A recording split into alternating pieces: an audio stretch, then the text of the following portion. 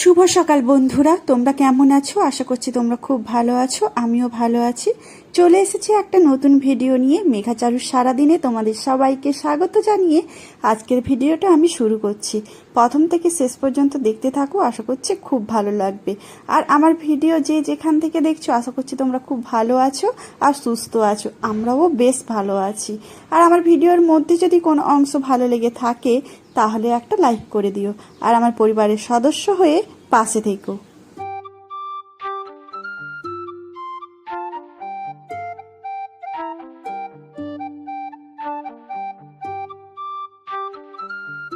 জানো তো, আজকে হচ্ছে ওই যে বাড়ি থেকে এসেছিলাম তার ঠিক পরের দিন। বাড়িতে কিন্তু সেরকম ধরনের কিছুই ছিল না, আর সব কিন্তু বাজার টাজার মেঘার বাবা করে নিয়ে এসছে। আজকে কিন্তু ভাগ্যিস মেঘার বাবার হচ্ছে যে মর্নিং ডিউটি ছিল না, আর মর্নিং ডিউটি থাকলে জানো তো সেরকমভাবে কিছু রান্না টান্নাও করা হতো না।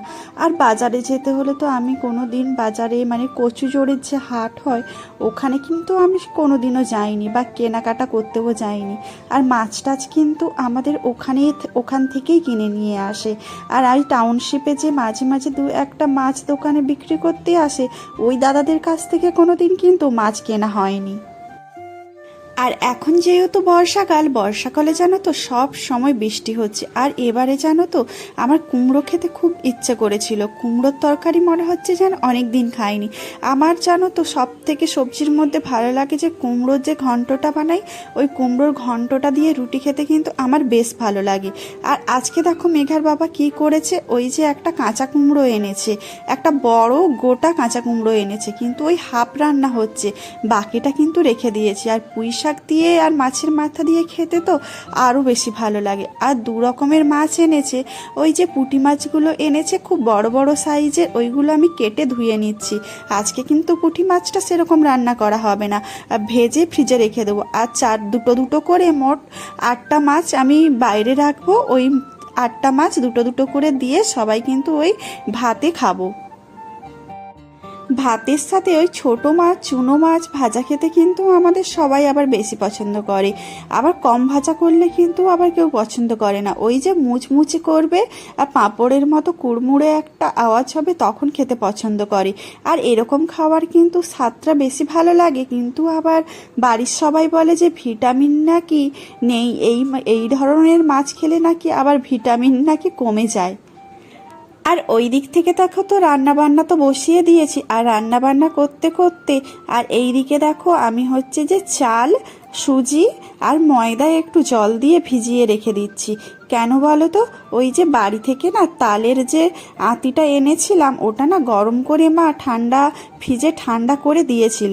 তো যদি নষ্ট হয়ে যায় তো সেই জন্য আমি পরের দিন কিন্তু করে নেওয়ার চেষ্টা করছি।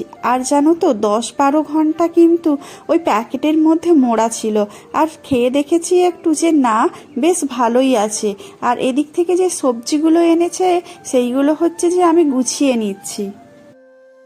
জানো তো এই বর্ষার জন্য কিন্তু আমাদের এখানে সবজির দামটা কিন্তু অনেকটাই বেশি। বিশেষ করে আলুর দাম তো প্রচুর ছিল, একটু আগের থেকে কমেছে।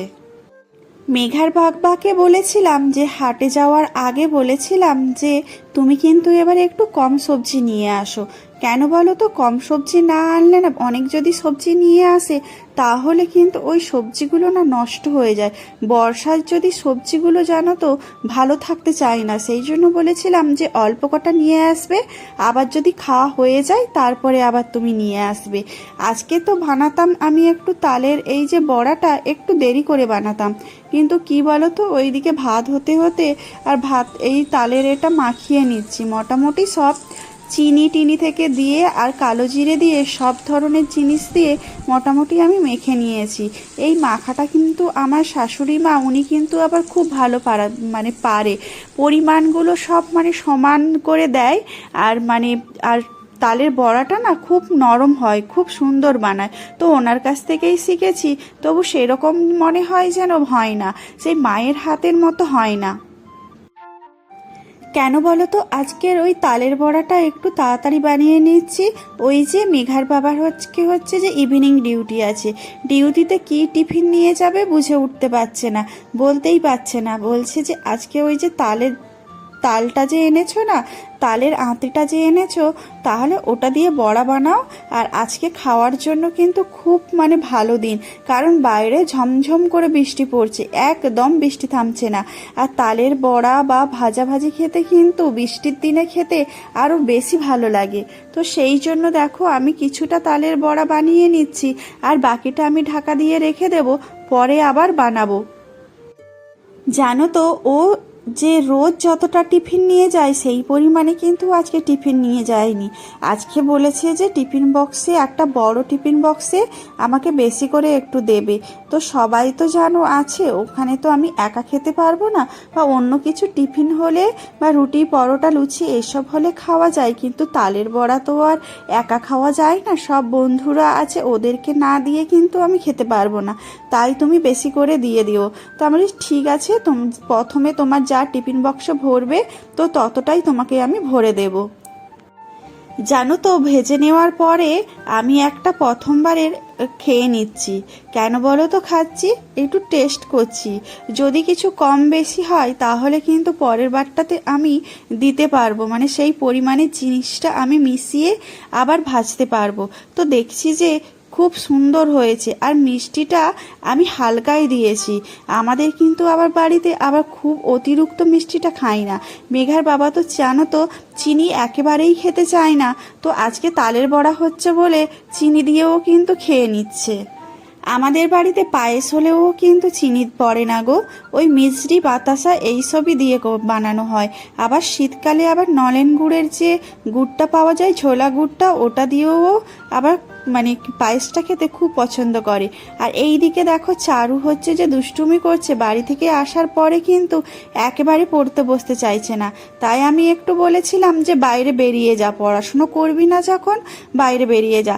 ও বলছে, মা ঠিক আছে, আমি বাইরে বেরিয়ে যাচ্ছি, আমি খেলে আবার চলে আসবো। আর এদিকে দেখো, বাইরে তো এত বৃষ্টি হচ্ছে, একটু রোদ বেরিয়েছিল তাই যা জামা কাপড়গুলো কেচেছিলাম ছাদে দিয়েছিলাম, আবার হঠাৎ করে বৃষ্টি চলে আসছে, আবার নামাতে এসেছি। দেখো এই সারাদিন চলছে। তো ভিডিওটা আমি এখানেই শেষ করছি। তোমরা খুব ভালো থেকো, সুস্থ থেকো, পরিবারের সাথে থেকো, আর নিজের যত্ন নিও। আর আমার ভিডিওর মধ্যে যদি কোনো অংশ ভালো লেগে থাকে তাহলে একটা লাইক করে দিও, আর আমার পরিবারের সদস্য হয়ে পাশে থেকো। দেখা হবে আমার পরবর্তী ভিডিওতে। Tata, by.